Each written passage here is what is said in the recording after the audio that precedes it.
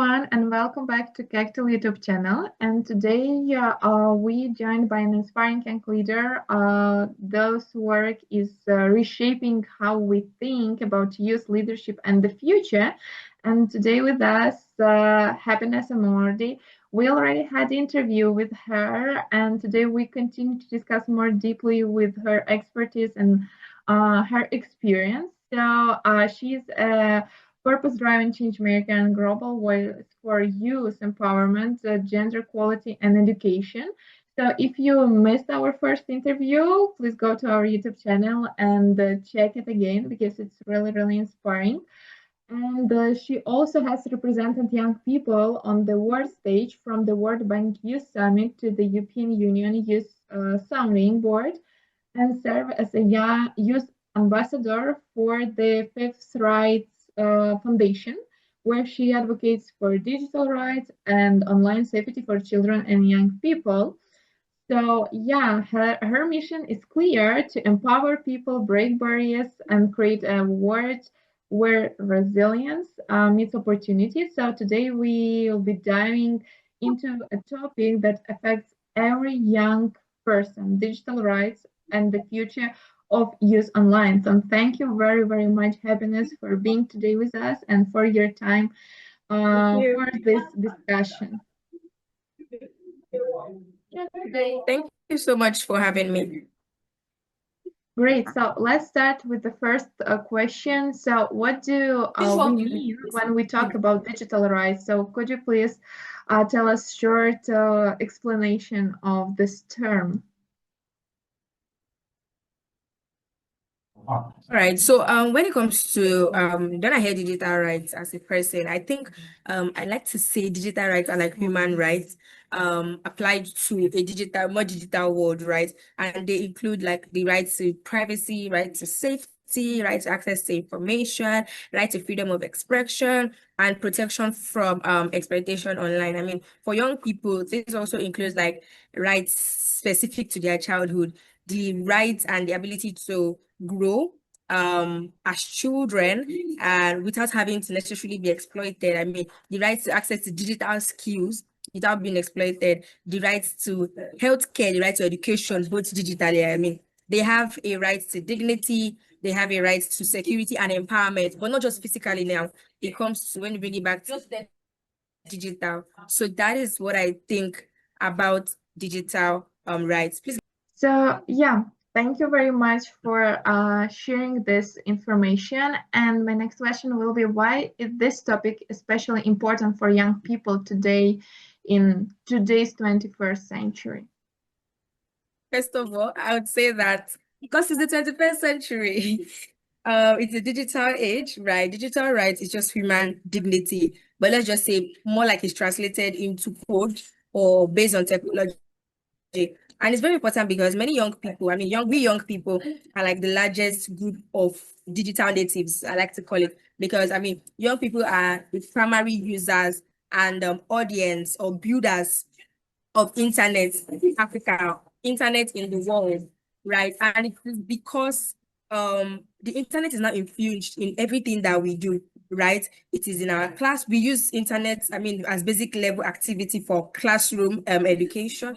We use internet in our workplace. We use internet in our schools and social media, and even for marketplace. We now have the emergence of e-commerce, right? I mean, I can sell stuff from Africa and it will get to you in the UK, all of these things. But as a continent, right, but as a people, as a universe, we still face a lot of challenges. There are quite a lot of structural gaps that exist. And I think based on data, only around like 38% of Africa's population use the internet as of 2024. And this is understanding that we have about 65%. I mean, the continent is full of 65% of youth, 65 to 70% of youth. And that kind of like revealed a very huge digital divide and digital gap, which is why people like me try to speak a lot in matters of digital rights and digital inclusion. We try to shape the voices of the people that are unheard offline and bring them online, right? And that means that millions of young people are both increasingly online and should be protected, right?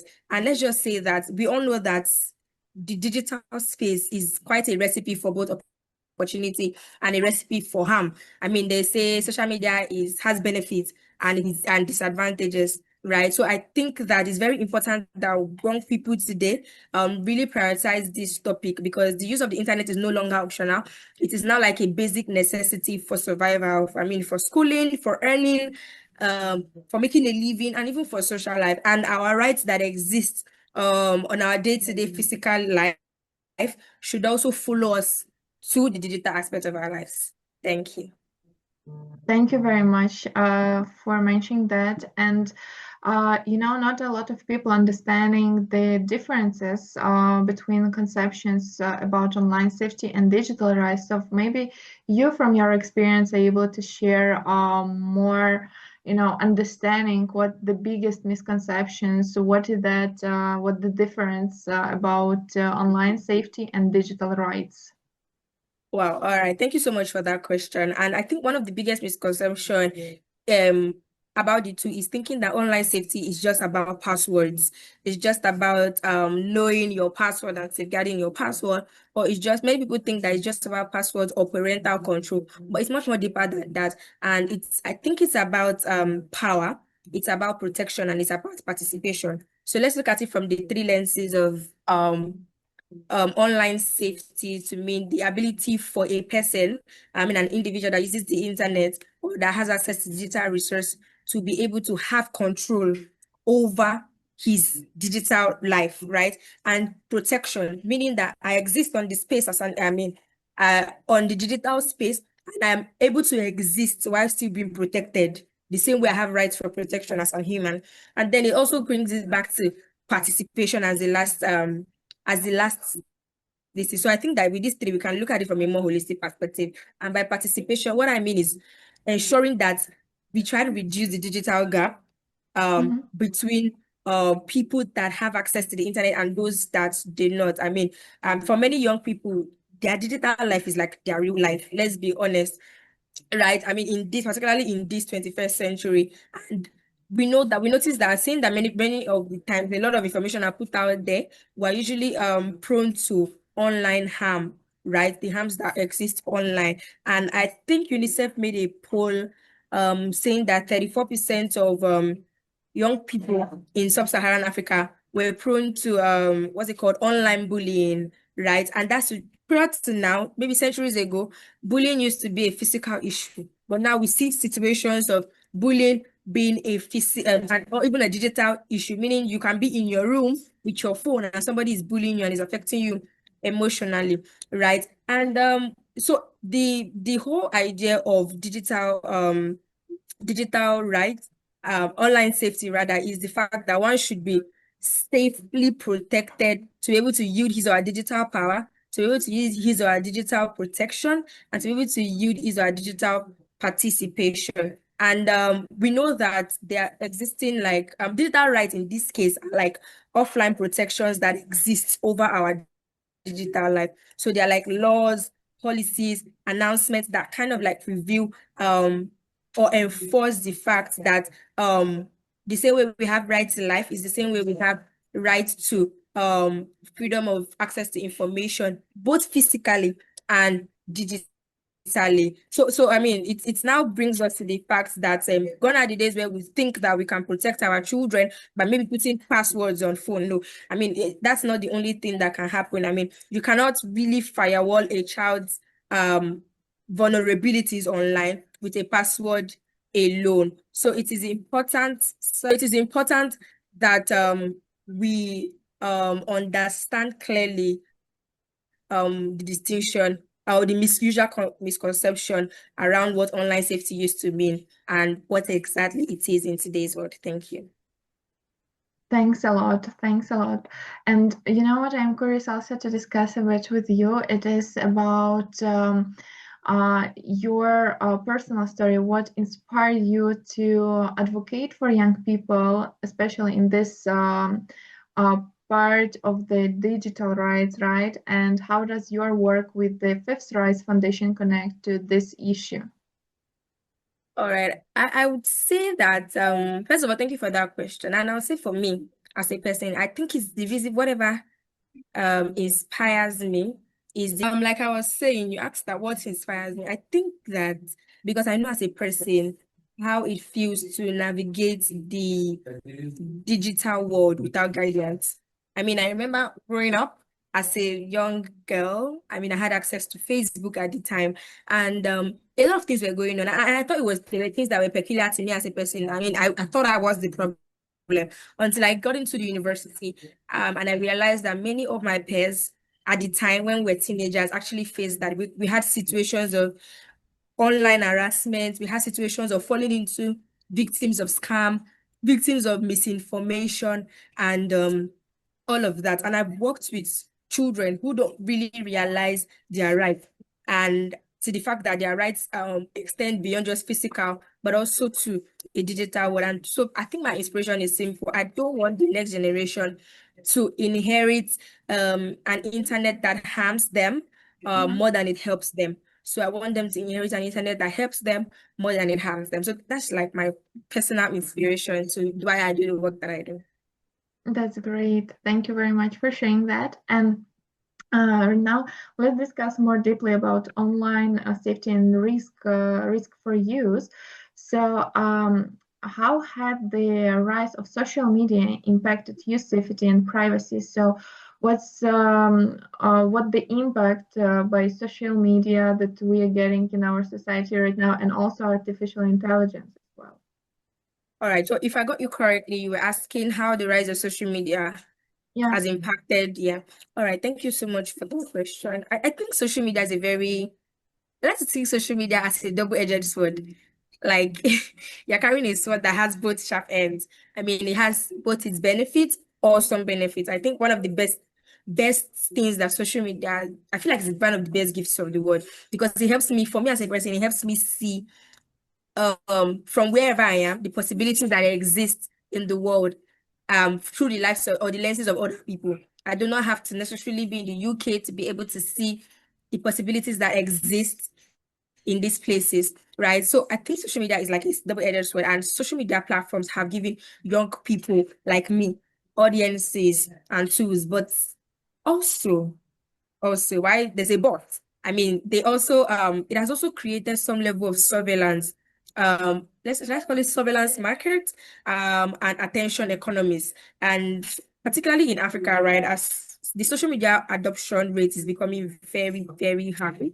And we have hundreds and thousands, hundreds of millions of people using social media, right, in the world. And young people are becoming more visible and are becoming more trackable as well. You can easily know where somebody is from a random post on Instagram, on LinkedIn, on Instagram or on Facebook, right? Because I know it has the ability to put in locations, right? And I think we must really teach young people that being visible doesn't mean being vulnerable, right? So you could still leverage social media as a tool to amplify your voice as a young person, but also understand that there has to be a balance as we also need to amplify. I mean, we as digital rights advocates also need to amplify the threats that exist while also amplifying the benefits. So we are saying if you take this tool as it could literally change your life, but there's also a possibility that if misused, or if you don't understand it properly,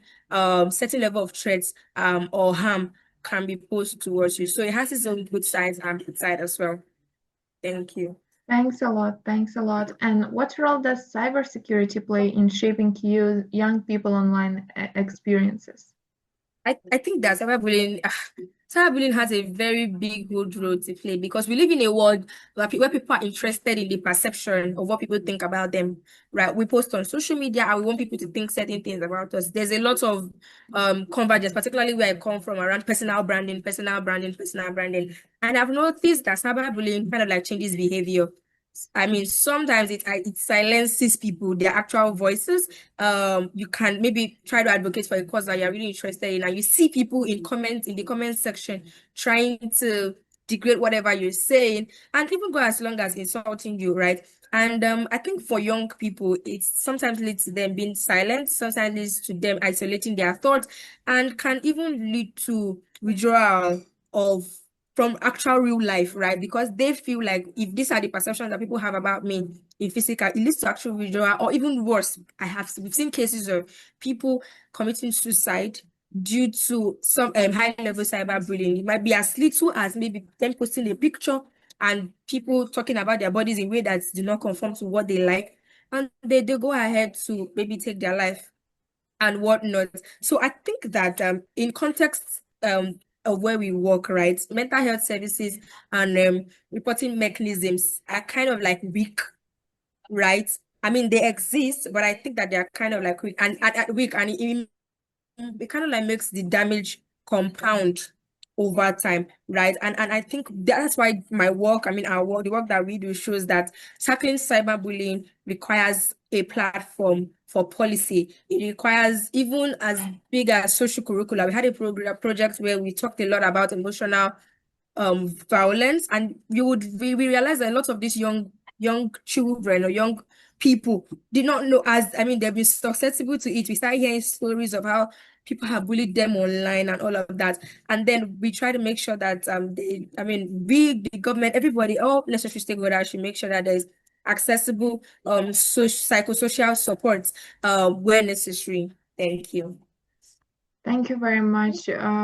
This is really important topic for discussion, and not everyone, explain the use, the deepest thing that we have in our social media, in our internet, right, into access related to digital rights and for related to online safety to them. Yes. So this is really important that we brought to the table this topic for discussion today, and I hope everyone who's watching us, they took a lot of insights and a lot of useful Yeah. information for them. And my next question will be about again about the danger, right, that young people can face into the social media, and not only. So, are there any overlooked dangers in the digital world that young people should be more aware of, and how can young people protect themselves from misinformation or harmful content?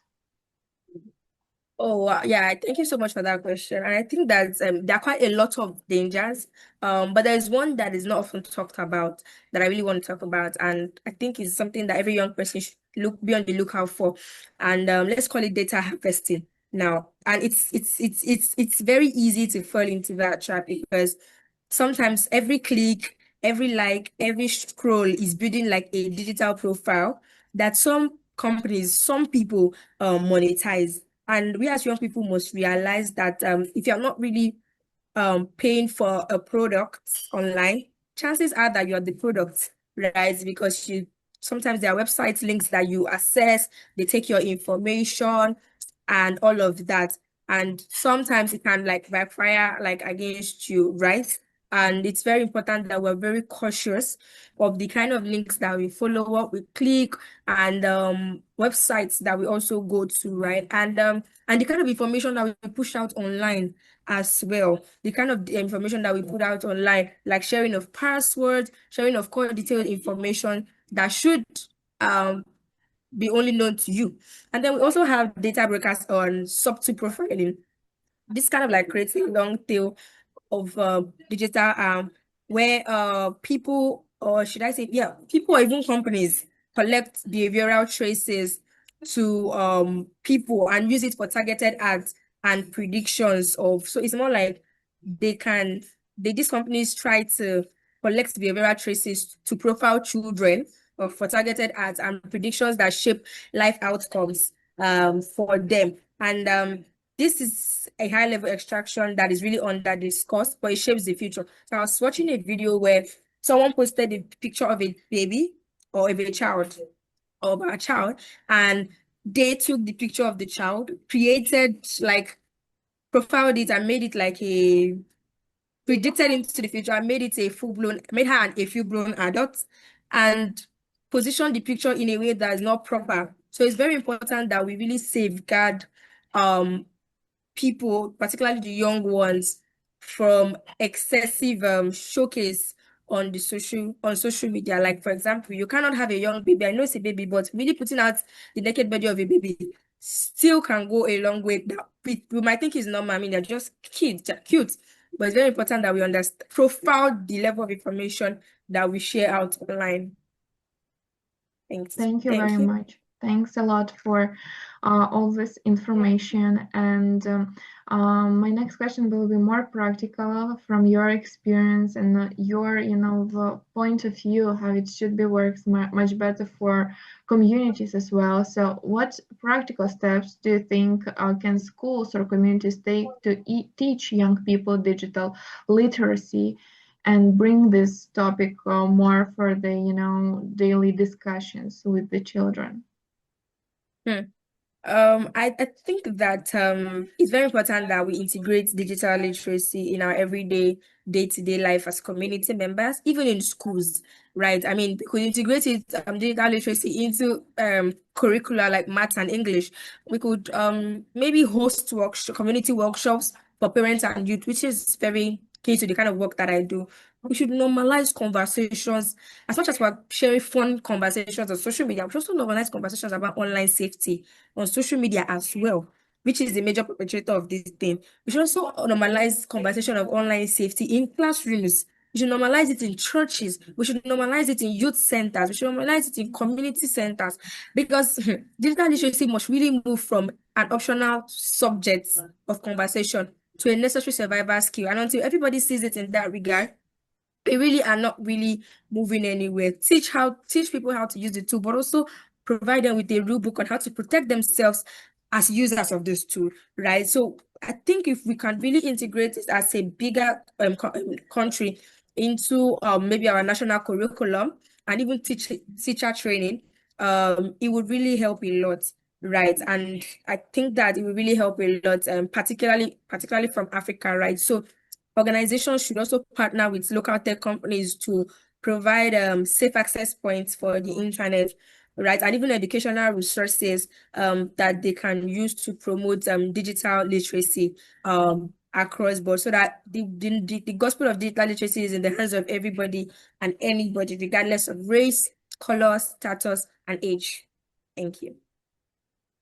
Thanks a lot. Thanks a lot for sharing that. And do you see any gaps between young people's digital skills and their understanding of digital rights, and what we can do today as adults, to teach them more awareness, maybe about their skills and rights, like in combination?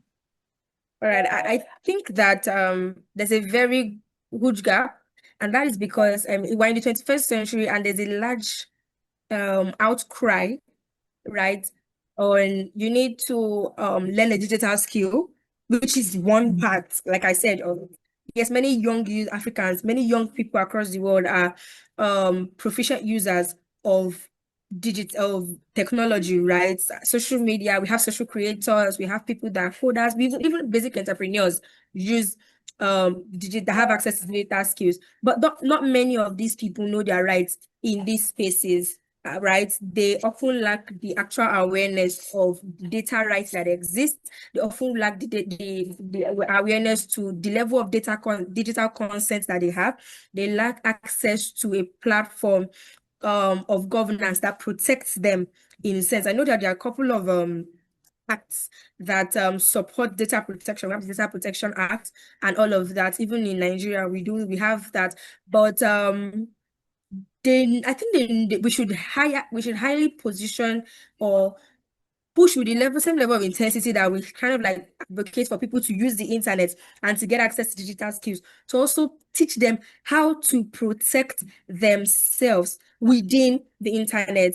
And I think that's one major thing that we could do to close the gap. Closing the gap must both be secular, that I mentioned, and even legal, meaning in policies and illegal, the part of legal. So we should see the digital rights as simple as our common what do you call it, as our common right to life that everybody knows, right? So that's what I think is the difference in the cap and how we can solve it or Thank you attempt very to much. solve it.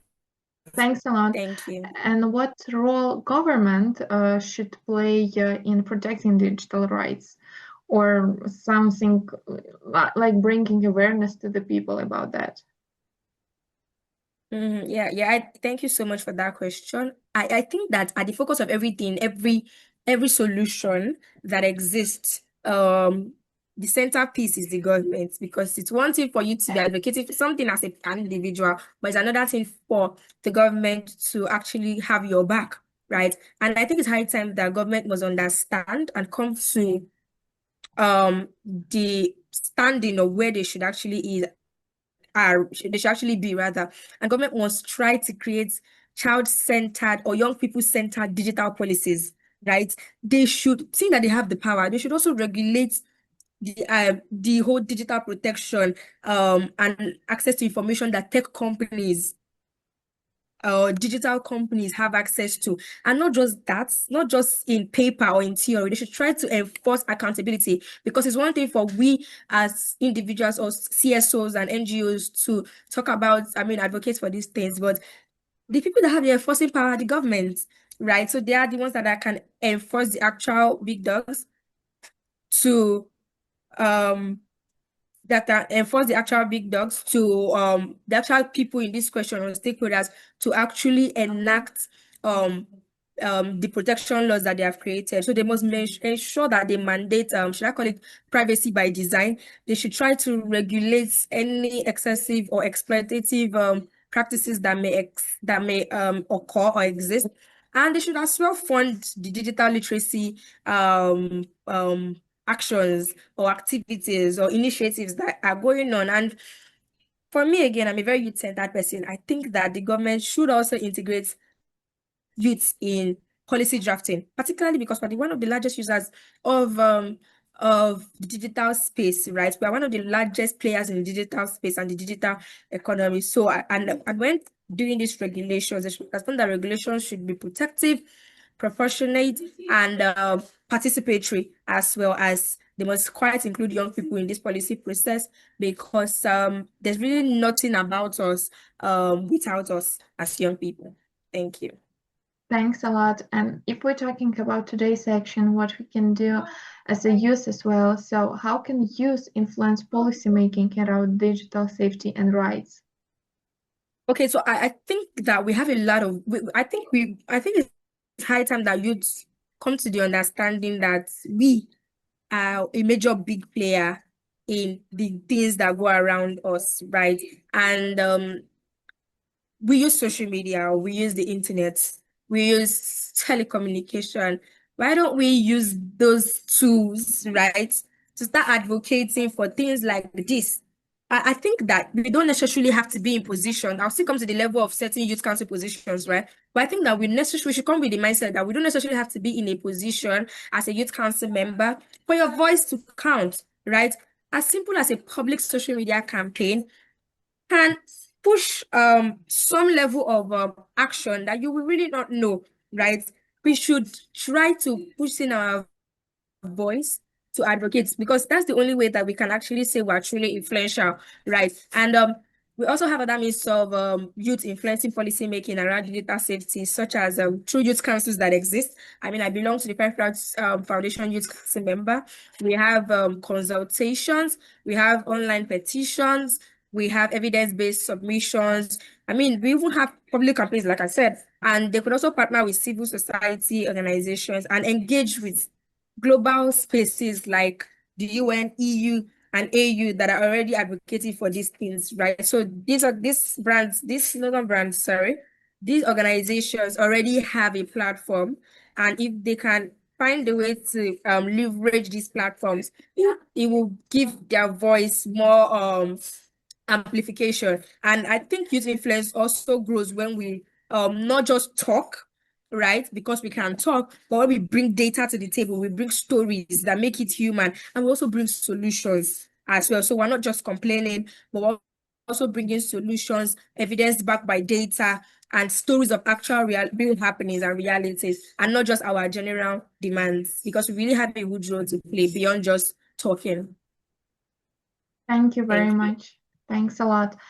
And if we talk about artificial intelligence, because today we cannot even imagine our, days, everyday life without that. So how do you see emerging technologies like this opportunity, I mean, artificial intelligence shaping the future of the digital rights? Well, I think that we're in a world where the world is evolving fast. I mean, really, and evolving really, really fast. And there are a lot of emerging technologies that are shaping the way we live, shaping the way we see things. I mean, we all know that there's a way that we can, I mean, we're having a conversation, right? There's a way that an AI can actually do a video, right? And it will look so real. And one of the major emerging technologies that is shaping the world today is AI. And I think that AI is here to stay. At least AI is going to define the next decade, right? And it can revolutionize education, it can even revolutionize healthcare. It can revolutionize a whole lot of things, right? But it also, as much as it looks so good, it also poses a large amount of risk of bias, right? Because I mean, not just a large amount of risk of bias, but also a large amount of risk around job displacement. Often hear conversations like, will AI replace you? And all of that. And I think for youth, the question is not just about what can AI do, but the question we should be asking in this current time and age is, what should AI be allowed to do? And we need to understand that as humans, we have the power to allow AI to do whatever it is, right? So AI can scale learning, provide safety tools, but without proper guidance, it can also be used to amplify bias, right? And we need to make decisions as young persons that we need to prioritize the use of AI in a very transparent manner. We need to ensure that the use of AI is also auditable, and we also need to have like a very informed use of AI. Only then would we be able to should I say, properly use AI as a necessary tool that it was created for. Thank you. Thanks a lot. And what concerns do you have about data privacy and surveillance for young people using the artificial intelligence? And how can tech companies be held accountable for protecting use online, even using artificial intelligence as well? All right. Thank you so much for that question. I think when it comes to concerns about that data privacy, my biggest worry is the current prediction economies that is going on, where technology is able to forecast a child's future and limits opportunities based on algorithmic profiles, right? And the fact that by virtue of access to digital space, children are being watched, tracked, and predicted, and their futures are being predicted before they even understand what data is, or before they even understand what their future is quite worrisome. And seeing that data surveillance also is shaping identities of people without their consent. I could easily, from the comfort of my bed, create an AI generated picture of you that looks exactly like you. By virtue of just maybe taking a screenshot of this call, and you would, I mean, and post something that is not you, right?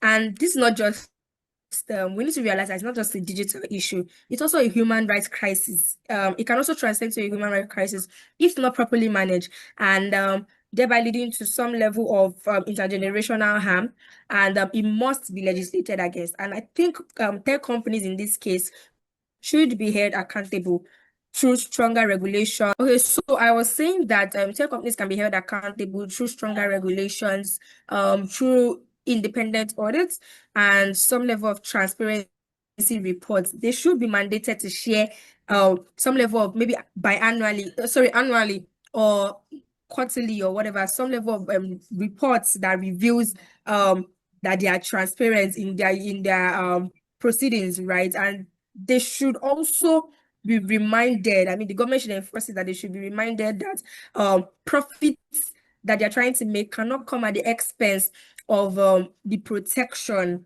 that we want to give young people or people generally online, right? And that's what I think, that they should be held accountable. And I mean, for me, I would say that meaningful penalties should be put in place, right? When it comes to these things that I've mentioned, so that we're able to track proper enforcement of these things. Thank you. And talking in this context of the internet, social media, and artificial intelligence, I still have one more question regarding that. Do you think the internet is becoming a safer or more dangerous space for the next generation that will be used for their online safety and digital rights? Hmm. I think that's a very hard word to pick. I think it's both. The internet is becoming more safer and more dangerous. The irony of it is it's like a paradox, right?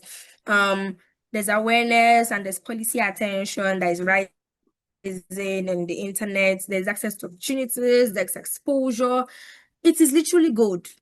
But the harms are a lot as the harms are evolving quite faster than the protections, right? And or the dangers are evolving, right, very rapidly than the protections. And unless we begin to think towards accelerating digital protection for young people, think towards advocating for governance and some level of digital platform accountability, we risk the digital landscape becoming worse and worse. And the question is, we know that the benefits are there. We know that it is rapidly becoming dangerous. But the question is, are we as humans, are we as people, are we as policy actors, are we as individuals um, moving really fast to catch up enough with it, right? To be able to create that balance that exists. Thank you very, very much. And we almost finishing today's interview, but just few questions. Still, I have just quick questions. For first one, what message would you give to young people who feel powerless in digital rights? Wow.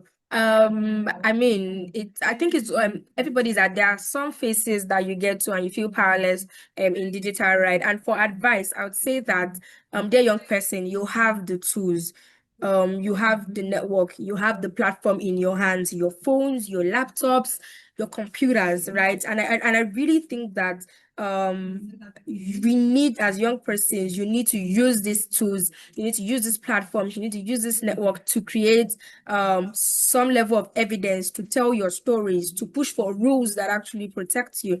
And really, because really power grows when we organize ourselves. Your voice online is actually your power, right? And do not underestimate the ripple effect of that your one post, of that your one campaign, of that your one call for change, because digital world can actually shrink you or amplify you. But I really want and hope that you choose amplification over shrinking. Thank Thanks you. a lot. And last question will be a bit fantastic, I would say, but I'm just curious to hear your opinion. Looking ahead in 10 years, right? What's your vision of the future internet for young people? Okay. Well, in 10 years, I think my future vision in 10 years is for young people to have exclusive access to an internet that is safe by design, to an internet that is inclusive by default, and an internet that is empowering by intent, right? Where children's data, young people's data are kept sacred, where platforms default to privacy and respecting privacy, right? Where schools teach digital rights as a core curriculum, not as a sideline, and where youth also again sit at policy tables as equal partners in the conversations that really affect us. We must make sure that the future of internet doesn't really reproduce the injustice that we're trying to fix today. And I really hope that in 10 years, that with everything that I've said will not just be a vision, but actually a reality. Thank you very much, Happiness, for sharing your expertise, your experience, and knowledge in this field. And yeah, thank you for today's interview and for your time. Even when you are so busy, we still managed to record this amazing interview. And I want to just remind everyone that the internet has become the space where young people also learn, connect, and create, and also the Cactil community, the Cactil family create this YouTube channel where we can share the information to keep you in more safety. and learn together with you from different leaders, have to be more aware about our rights, about the actions that we can do as young people, young activists. So thank you very much, Happiness, for being today with us. And thank you, Thank everyone you who's for been with having us me. today as well. Thank you so Thanks much a for lot. having me. Thank you. Bye. Bye.